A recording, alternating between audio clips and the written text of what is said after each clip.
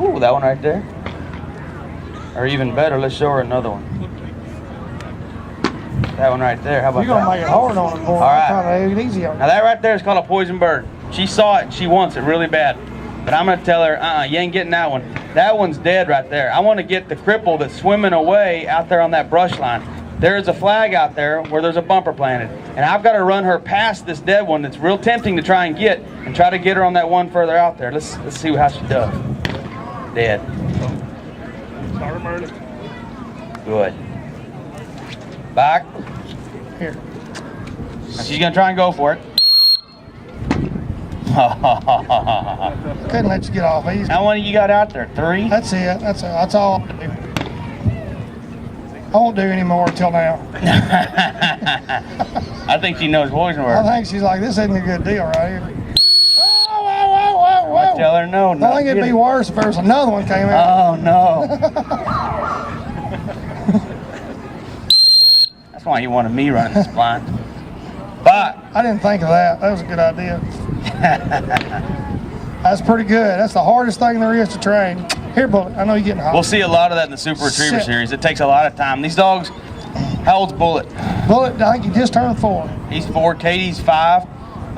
It took this much time of daily training to get them to this point. And this isn't a thing where you just train them to do it and then you're done. It's a constant daily issue with them. Give it to me. Okay. Bullet, here. Good job. Good job. Sit. All right. Bullet. Let's see if we can get another mark. Give it to me, sister. Oh, I get to handle both of them at the same time now.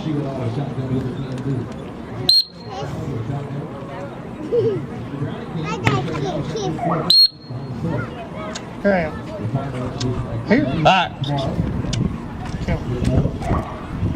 She says, oh yeah, that one. Pick one, anyone. Where's the mark? Right there. Bullet. She said, where are you going? Get him. Talk a little bit about the electric collar there, Rody. All right, let's talk a little bit about the electric collar. The electric collar, if I was to walk up to you guys and say, what is this? What's the first thing you'd call it? Get him. A shock collar, that's right. These collars came out, what, Chris, 30 years ago? 20, 25 years ago, something like Yeah, that? get him. When they came out, they had one button, and it was red, and it was super hot. And that's why everybody called it a shock collar. It was used as a correctional device only. And when they shocked them, it shocked them good. But nowadays, we've got collars out that have a variable intensity level. This collar here has 127 different levels of intensity. Now, people have different pain tolerances. Some people say women are more pain tolerant than men. Sit. Come on, guys, say no. They gotta No be to way. have babies. So I'm going to start off with a 0. All right, I've got a 0 on here, and I'm going to put it on my hand. I'm not going to feel anything. All right? Thank you. I don't feel anything. You see the button? I got it pushed. I'm going to turn it to a 10. I've had dogs feel a 10 before. Not many of them. I'm going to put it on a 10. I can't feel anything. I don't feel anything at all. I'm going to turn it up just a little more. Push the button. Oh. Only kidding. Usually most people start feeling around a 15 or so, maybe a 20. Most of my dogs work on about a 20 or a 30. Very few dogs need higher than 75, 80, but that's because they have a natural pain tolerance. And what I'm looking for in the electric collar is I'm reinforcing known commands. I'm going to teach this dog everything I need to teach him first on a leash and a collar. People say, well, how do you teach a dog to sit on a whistle? Use the e-collar, right? And I say, no. The first thing I do is I teach them how to sit with a leash and a collar on the whistle first. I walk with them on my side, and I tell them sit, and then I use that leash to make them sit. And then after they've learned that command, then I transition over to electric collar. The electric collar is only used as a reinforcement of known commands. You don't actually teach things with electric collar. Use it as a reinforcement tool. Polishing tool, I call it. That's right. There's you use Sport Dog. I use Dogtra. There's probably 5 or 6 different brands out there. They all have different things that you like about them, dislike, whatever. There's vast improvements though on the electric collars of 20 years ago. They all have very good for training. The only way you're going to reinforce a command at a remote distance is with this. All right, that's what we use it for.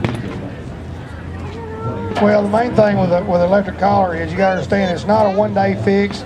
It's not a punishing tool. It is a polishing tool, and it's a perfect timing tool.